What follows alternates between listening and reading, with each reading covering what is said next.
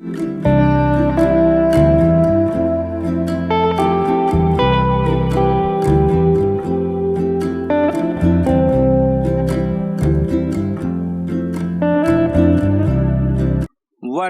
2, 3 start.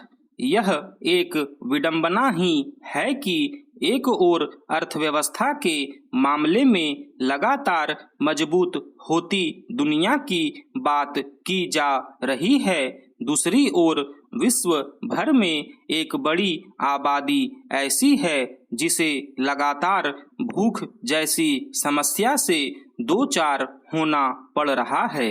यह वैश्विक स्तर पर असंतुलित और असमान विकास का ही सूचक है, जिसमें किसी देश के पास संसाधनों की प्रचुरता की वजह से वहां के नागरिकों को कम से कम भोजन के मामले में अभाव का सामना नहीं करना पड़ता है। दूसरी ओर ऐसे देशों की तादाद भी कम नहीं है जहां भारी संख्या में लोगों के सामने पेट भर खाना खा पाना एक चुनौती है। यह स्थिति पिछले कुछ सालों से ज्यादा बिगड़ती गई है और अब इसके नतीजे सतह पर आने लगे हैं। गौरतलब है कि संयुक्त राष्ट्र ने वैश्विक खाद्य सुरक्षा पर एक चिंताजनक रिपोर्ट में बुधवार को कहा कि पिछले साल 2.4 अरब लोगों को लगातार भोजन नहीं मिल सका और कम से कम 78.3 करोड़ लोगों को भूख की समस्या से जूझना पड़ा।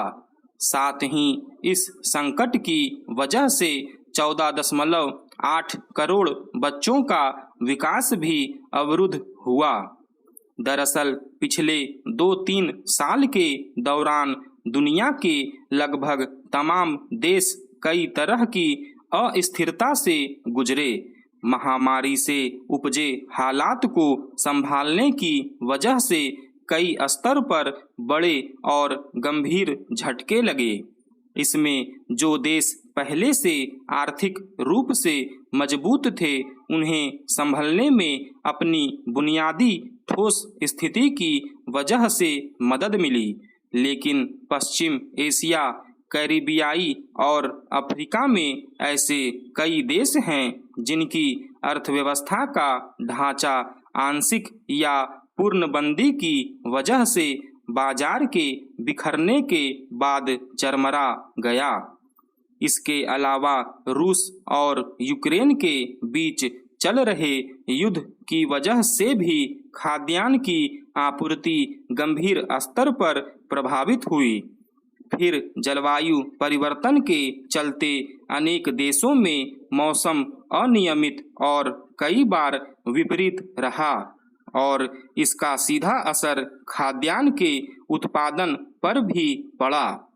जाहिर है, कई कारकों के एक साथ मिल जाने का व्यापक असर कई देशों की वैसी आबादी पर ज्यादा पड़ा जो पहले से ही भूख की समस्या से पीड़ित थे और उन तक सही समय पर खाने पीने का सामान नहीं पहुंचाया जा सका।